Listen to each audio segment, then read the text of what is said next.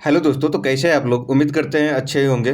तो चलिए आज का जो है ईवीएस का सेट करवाने वाले हैं, जो कि सीटेट का प्रीवियस ईयर है। तो इसको आप लोग अच्छा से देखिएगा। तो देखिएगा पहला क्वेश्चन आपके स्क्रीन पे। शेषचलम बायोस्फीयर रिजर्व भारत के किस राज्य में स्थित है? तो शेषचलम बायोस्फीयर रिजर्व कहाँ पे स्थित है, ये आपको बताना है। तो पहला ऑप्शन है आपका तमिलनाडु, दूसरा ऑप्शन है कर्नाटका, तीसरा ऑप्शन है केरल, चौथा ऑप्शन है आंध्र प्रदेश और चौथा है प्रयास नहीं किया। नन ऑफ द तीज हो सकता है, यहाँ पे प्रयास नहीं किया जा सकता। तो शेषचलम बायोस्फीयर रिजर्व जो है कहाँ पे है, ये आपको बताना है। तो शेषचलम बायोस्फीयर रिजर्व भारत में किस राज्य में स्थित है? तो शेषचलम जो है आपका केरला में है। तो इसका राइट आंसर हो जाएगा केरल। चलिए नेक्स्ट क्वेश्चन देखते हैं। मन्नार की खाड़ी कहाँ स्थित है? तो मन्नार की खाड़ी कहाँ स्थित है, ये आपको बताना है। तो पहला ऑप्शन है कन्याकुमारी के दक्षिण में, दूसरा ऑप्शन है केरल के पश्चिम में, तीसरा है तमिलनाडु के पूर्व में और चौथा है गुजरात के पश्चिम में और इसमें है कोई नहीं। तो मन्नार की खाड़ी कहाँ स्थित है, ये आपको बताना है। तो मन्नार की खाड़ी कहाँ स्थित है? तो मन्नार की खाड़ी स्थित है तमिलनाडु के पूर्व में। तो इसका राइट आंसर हो जाएगा तमिलनाडु के पूर्व में। चलिए नेक्स्ट क्वेश्चन देखते हैं। निम्नलिखित में से किस बायोस्फीयर रिजर्व का क्षेत्रफल सबसे अधिक है? तो इसमें कौन सा बायो रिजर्व का क्षेत्रफल सबसे अधिक है, ये आपको बताना है। तो पहला ऑप्शन है आपका सुंदरवन, दूसरा ऑप्शन है आपका मन्नार की खाड़ी, तीसरा ऑप्शन है नीलगिरी और चौथा ऑप्शन है पंचमढ़ी और इसमें है कोई नहीं। तो निम्नलिखित में से कौन सा बायो रिजर्व स्फीयर क्षेत्रफल सबसे अधिक है? तो क्षेत्रफल सबसे अधिक इसमें बताना है आपको। तो इसका राइट आंसर हो जाएगा आपका मन्नार की खाड़ी। तो इसका राइट आंसर होगा मन्नार की खाड़ी। चलिए नेक्स्ट क्वेश्चन देखते हैं। रंगनाथिंटू पक्षी अभयारण्य स्थित है। तो रंगनाथिंटू जो है पक्षी अभयारण्य कहाँ है, ये आपको बताना है। तो पहला ऑप्शन आपका केरला हो गया, दूसरा ऑप्शन कर्नाटका, तीसरा ऑप्शन तमिलनाडु, चौथा ऑप्शन आंध्र प्रदेश और पांचवा ऑप्शन कोई नहीं। तो रंगनाथिंटू पक्षी अभयारण्य कहाँ है, ये आपको बताना है। तो रंगनाथिंटू पक्षी अभयारण्य है, ये आपका कर्नाटका में है। तो इसका राइट आंसर हो जाएगा कर्नाटका। चलिए नेक्स्ट क्वेश्चन देखते हैं। बिहार का सबसे बड़ा वन्यजीव अभयारण्य कौन सा है? तो बिहार का सबसे बड़ा वन्यजीव अभयारण्य कौन सा है, ये आपको बताना है। तो पहला ऑप्शन है राजगीर वन्यजीव अभयारण्य, दूसरा ऑप्शन है कैमूर वन्यजीव अभयारण्य, तीसरा ऑप्शन है गौतम बुद्ध वन्यजीव अभयारण्य और चौथा है भीम बांध वन्यजीव अभयारण्य और पांचवा है नन ऑफ दीज। तो बिहार का सबसे बड़ा वन्यजीव अभयारण्य बताना है कि बिहार में सबसे बड़ा वन्यजीव अभयारण्य कौन सा है। तो इसका राइट आंसर हो जाएगा कैमूर वन्यजीव अभयारण्य जो है बिहार का सबसे बड़ा वन्यजीव अभयारण्य है। तो इसका राइट आंसर कैमूर वन्यजीव अभयारण्य हो जाएगा। तो चलिए नेक्स्ट क्वेश्चन देखते हैं। मानस टाइगर रिजर्व कहाँ स्थित है? तो मानस टाइगर रिजर्व के बारे में पूछा जा रहा है कि मानस टाइगर रिजर्व कहाँ स्थित है। तो पहला ऑप्शन है आपका आंध्र प्रदेश, दूसरा ऑप्शन है कर्नाटक, तीसरा ऑप्शन है असम, चौथा ऑप्शन है अरुणाचल प्रदेश, पांचवा ऑप्शन है गोवा। तो मानस टाइगर रिजर्व कहाँ स्थित है? तो मानस टाइगर रिजर्व कहाँ स्थित होगा? तो मानस टाइगर रिजर्व है असम में। तो इसका राइट आंसर असम हो जाएगा।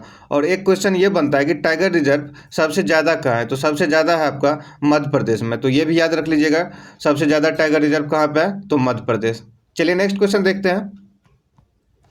निम्नलिखित में से कौन सा जानवर एक स्थान से दूसरे स्थान जाने के लिए रेंगता है? तो एक स्थान से दूसरे स्थान जाने के लिए रेंगता है, यानी कि ट्रांसपोर्टेशन में वो रेंग के चलता है। तो पहला ऑप्शन है आपका कैट बिल्ली, दूसरा ऑप्शन है कुत्ता, तीसरा ऑप्शन है केचुआ और चौथा ऑप्शन है घोड़ा। तो निम्नलिखित में से कौन सा जानवर एक स्थान से दूसरे स्थान पर जाने के लिए रेंगता है, तो ये आपको बताना है। तो इसका राइट आंसर हो जाएगा आपका अर्थवर्म। केचुआ रेंग के चलता है, बाकी तो बिल्ली तो पैर से चलता है, कुत्ता भी पैर से चलता है, घोड़ा भी पैर से चलता है, रेंग के कौन चलता है? केचुआ। तो इसका राइट आंसर हो जाएगा केचुआ। चलिए नेक्स्ट क्वेश्चन देखते हैं। नीचे कुछ जानवरों के नाम दिए गए हैं, जैसे बकरी हो गया, मनुष्य हो गया, तिलचट्टा हो गया, चील हो गया। तो उसके बाद which of the above animal from a pair of Omniverse. तो ओमनिवर्स को इसमें कौन सा है? तो ओमनिवर्स का होता है सर्वाहारी हिंदी। तो इसमें कौन सा आपका सर्वाहारी है, ये आपको बताना है। तो सर्वाहारी इसमें कौन सा हो जाएगा? आपका मनुष्य हो जाएगा, तिलचट्टा हो जाएगा। तो राइट आंसर इसका हो जाएगा ऑप्शन बी, 2 और 3। मनुष्य भी आपका सर्वाहारी होता है और तिलचट्टा भी आपका सर्वाहारी होता है। चलिए नेक्स्ट क्वेश्चन देखते हैं। निम्नलिखित में से कौन सा शहर मिट्टी के बर्तन के लिए प्रसिद्ध है? तो मिट्टी के बर्तन के लिए कौन सा शहर प्रसिद्ध है, ये आपको बताना है। तो मिट्टी के बर्तन के लिए कौन सा शहर प्रसिद्ध है? तो मिट्टी के काम के लिए कौन सा प्रसिद्ध है, ये आपको कमेंट करके बताना है। तो पहला ऑप्शन आपका आगरा हो गया, दूसरा ऑप्शन खुर्जा हो गया, तीसरा ऑप्शन कन्नौज हो गया, चौथा ऑप्शन दिल्ली हो गया। तो मिट्टी के बर्तन के काम के लिए जो है प्रसिद्ध है आपका खुर्जा, तो इसका राइट आंसर खुर्जा हो जाएगा। और कन्नौज जो है इत्र के लिए प्रसिद्ध है, तो इसको भी याद रख लीजिएगा। इत्र परफ्यूम के लिए आपका कन्नौज हो जाएगा। और इसमें आपको राइट आंसर कमेंट करना है मिट्टी के बर्तन के काम के लिए, तो मिट्टी के बर्तन के काम के लिए खुर्जा हो जाएगा। चलिए नेक्स्ट क्वेश्चन देखते हैं। मधुमक्खी शहद बनाती है, तो मधुमक्खी शहद जो बनाती है किससे बनाती है, ये आपको बताना है। तो पहला ऑप्शन है पराग, दूसरा ऑप्शन है पंखुड़ी, तीसरा ऑप्शन है अमृत और चौथा ऑप्शन है कलिया। तो मधुमक्खी शहद बनाती है, तो मधुमक्खी शहद किससे बनाती है, तो ये इसका राइट आंसर हो जाएगा नेक्टर। तो नेक्टर यानी कि अमृत के, तो अमृत से वो शहद बनाती है। चलिए नेक्स्ट क्वेश्चन देखते हैं। कौन सी ग्रीन हाउस गैस वातावरण में सबसे अधिक मात्रा में उपस्थित रहती है?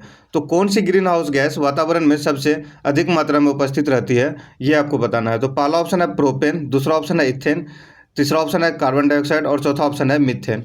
तो ग्रीन हाउस गैस वातावरण में जो है 60% कौन सा प्रेजेंट रहता है, 60% आपका रहता है CO2, तो कार्बन डाइऑक्साइड। तो यही आपका राइट आंसर हो जाएगा, वातावरण में सबसे अधिक मात्रा में कार्बन डाइऑक्साइड ही रहता है। तो right answer option C, option 3। चलिए नेक्स्ट क्वेश्चन देखते हैं। रोग के लिए वायसन स्टेन टेस्ट का उपयोग किया जाता है, तो वायसन स्टेट, तो इसका राइट आंसर कमेंट करना है कि प्लेग, दूसरा है फलेरिया, तीसरा है कुष्ठ रोग और चौथा है रेबीज। तो वायसन स्टेन टेस्ट किस में किया जाता है, तो वायसन स्टेन टेस्ट जो है आपका प्लेग में किया जाता था, तो इसका राइट आंसर हो जाएगा प्लेग। चलिए नेक्स्ट क्वेश्चन देखते हैं। शब्दों के प्रत्येक सेट को पढ़ें और विषम सेट की पहचान करें। तो इसमें आपको बोल रहा है कि प्रत्येक सेट को पढ़े, उसमें विषम ओडिन खोजने के लिए बता रहा है कि ओडिन, इसमें ओड कौन सा है वो बताने के लिए। तो पहला ऑप्शन है गौ मिल्क बटर। गौ क्या देगी, मतलब गाय दूध देगी, दूध से क्या बनेगा, मक्खन बनेगा, ठीक है। उसके बाद है हैन मीट एग, मुर्गी जो है, मुर्गी से क्या प्राप्त होगा, मांस और अंडा, तो ये भी सही हो जाएगा आपका। उसके बाद है बकरी से भी दूध का प्राप्ति होगा और मांस का, ये भी सही हो जाएगा। तो इसमें चौथा ऑप्शन है पौधे से सब्जी प्राप्त होगा, ये तो सही है। दूध मक्खन, तो पौधे से दूध मक्खन थोड़ा प्राप्त होगा, तो यही आपका विषम हो जाएगा। बाकी आपका क्या हो जाएगा, बाकी सब एक दूसरे से मतलब सेट खा रहा है, लेकिन इसमें जो है पौधे सब्जी देगा, लेकिन दूध और मक्खन जो है ये आपको गाय देगी, तो ये आपका विषम सेट हो जाएगा। तो चलिए नेक्स्ट क्वेश्चन देखते हैं। निम्नलिखित में से कौन सा खाद्य आहार फाइबर प्रदान नहीं करता? तो इसमें फाइबर कौन सा आपका खाद्य पदार्थ नहीं देता है, तो ये आपको बताना है। तो पहला कि साबुत अनाज, ये तो देगा। उसके बाद साबुत दालें, ये भी देगा आपका। फल और सब्जियाँ, ये भी आपको फाइबर देगा। दूध आपको फाइबर नहीं देगा, तो इसका राइट आंसर मिल्क हो जाएगा। और एक क्वेश्चन आता है कि कौन सा विटामिन नहीं पाया जाता है दूध में, तो विटामिन सी नहीं पाया जाता है। दूध में विटामिन सी नहीं पाया जाता है, बाकी सब विटामिन पाया जाता है। चलिए नेक्स्ट क्वेश्चन देखते हैं। निम्नलिखित में से प्रोटीन का कौन सा स्रोत दूसरे से भिन्न है? तो प्रोटीन का कौन सा स्रोत दूसरे से भिन्न है, ये आपको बताना है। तो पहला ऑप्शन है आपका मटर, दूसरा ऑप्शन है ग्राम, तीसरा ऑप्शन है सोयाबीन और चौथा ऑप्शन है पनीर। तो इसमें आपको राइट आंसर बताना है कि निम्नलिखित में से कौन सा प्रोटीन अन्य स्रोतों से भिन्न है। तो अन्य स्रोतों से भिन्न करने का अर्थ हो गया ये तीनों आपका क्या होगा, वनस्पति प्रोटीन हो जाएगा। ये तीनों वनस्पति प्रोटीन हो जाएगा और ये आपका अलग हो जाएगा, ये तो दूध से प्राप्त होता है। तो इसका राइट आंसर हो जाएगा पनीर हो जाएगा। इसका राइट आंसर पनीर हो जाएगा। चलिए नेक्स्ट क्वेश्चन देखते हैं। निम्नलिखित में से कौन सा पोषक तत्व दूध में नहीं पाया जाता है? तो दूध में कौन सा पोषक तत्व नहीं पाया जाता है, ये आपको बताना है। ये अभी जस्ट आपको बताया कि विटामिन सी दूध में नहीं पाया जाता है, बाकी सब चीज़ पाया जाता है। तो इसका राइट आंसर हो जाएगा विटामिन सी। चलिए नेक्स्ट क्वेश्चन देखते हैं। जंतु जगत में सबसे प्रचुर मात्रा में पाए जाने वाली प्रोटीन है। तो जंतु जगत में सबसे प्रचुर मात्रा में पाए जाने वाली प्रोटीन कौन सा है, ये आपको बताना है। तो पहला ऑप्शन ट्रिप्सिन है, दूसरा आपका हो गया कोलोजन हो गया, उसके बाद हेमोग्लोबिन हो गया, उसके बाद इंसुलिन हो गया। तो जंतु जगत में सबसे प्रचुर मात्रा में पाए जाने वाला प्रोटीन पूछ रहा है। तो जंतु जगत में सबसे ज़्यादा प्रचुर मात्रा में प्रोटीन कौन सा हो जाएगा, कोलोजन हो जाएगा। इसका राइट आंसर कोलोजन इसका राइट आंसर हो जाएगा। प्रचुर मात्रा में प्रोटीन पाया जाता है। तो चलिए नेक्स्ट क्वेश्चन देखते हैं। टेट्राइथाइल लेड है, तो टेट्राइथाइल लेड क्या है ये आपको बताना है। जीवाश्म ईंधन को जलाने में उत्प्रेरक, दूसरा है एक एंटीऑक्सीडेंट, उसके बाद है एक रिडक्टेंट और एक उसके बाद है एक एंटी नॉक यौगिक। तो टेट्राइथाइल लेड क्या है ये आपको बताना है। तो टेट्राइथाइल लेड है एक एंटी नॉक यौगिक, तो एक एंटी नॉक यौगिक इसका राइट आंसर हो जाएगा। चलिए नेक्स्ट क्वेश्चन देखते हैं। प्रकाश की अभिक्रिया कहाँ होती है, तो प्रकाश की अभिक्रिया कहाँ होती है ये आपको बताना है। तो पहला ऑप्शन आपका गरेना हो गया, दूसरा ऑप्शन स्टोमाटा हो गया, तीसरा ऑप्शन कोशिका द्रव हो गया और चौथा ऑप्शन अंतःपरद्रव्यी जालिका हो गया। तो प्रकाश की अभिक्रिया कहाँ होती है ये आपको बताना है। तो प्रकाश की अभिक्रिया कहाँ होती है, गरेना में होती है, तो इसका राइट आंसर हो जाएगा गरेना। तो स्टोमाटा में एक चीज़ याद रखिएगा, इसको डार्क रिएक्शन, यहाँ पे डार्क रिएक्शन होता है। तो स्टोमाटा में क्या होगा, डार्क रिएक्शन होगा। तो चलिए नेक्स्ट क्वेश्चन देखते हैं। निम्नलिखित में से कौन सा तत्व एक मेटलॉइड है, तो कौन सा तत्व मेटलॉइड है ये आपको बताना है। तो पहला ऑप्शन आपका टीन हो गया, दूसरा ऑप्शन सिलिकॉन हो गया, तीसरा ऑप्शन फास्फोरस और चौथा ऑप्शन बिस्मिथ। तो आपका मेटलॉइड कौन सा हो जाएगा, तो मेटलॉइड हो जाएगा आपका सिलिकॉन। तो इसका राइट आंसर सिलिकॉन हो जाएगा। और एक क्वेश्चन पूछता है कि सिलिकॉन सिटी किसको बोला जाता है, तो सिलिकॉन सिटी बेंगलोर को बोला जाता है। तो याद रखिएगा सिलिकॉन सिटी बेंगलोर को बोला जाता है। तो चलिए नेक्स्ट क्वेश्चन देखते हैं। आयोडोफॉर्म एक प्रकार एक रूप में एक के रूप में किया जाता है। तो आयोडोफॉर्म का प्रयोग एक रूप में किस रूप में किया जाता है ये आपको बताना है। तो पहला ऑप्शन है ज्वरनाशक, दूसरा ऑप्शन है एनाल्जेसिक, उसके बाद है एंटीसेप्टिक और चौथा ऑप्शन है संवेदनाहारी। तो आयोडोफॉर्म का जो प्रयोग किया जाता है एंटीसेप्टिक के रूप में किया जाता है। तो इसका राइट आंसर हो जाएगा एंटीसेप्टिक। तो चलिए नेक्स्ट क्वेश्चन देखते हैं।